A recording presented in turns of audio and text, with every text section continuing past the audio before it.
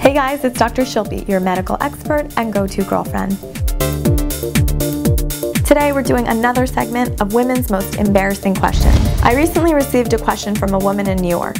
She says that even though she showers morning and night, she still has horrible body odor. There are different types of body odors.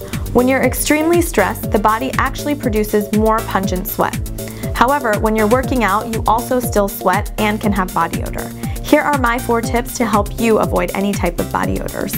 Wash your bras regularly. Sweat and bacteria can accumulate into the fabric. Aim to wash them after 2 to 3 wears. Use a deodorant that has antiperspirant and deodorant. And remember to use the deodorant at nighttime. This is going to help the product to absorb better and reduce the amount that you smell in the morning. Eat yogurt because an imbalance in intestinal flora can actually cause bad breath and body odor. Make sure that your feet are clean. Use an absorbent foot powder so that you're not sweating into your feet and socks. Use these tips to help you smell fresh. For more fun health information, go to shilpimd.com.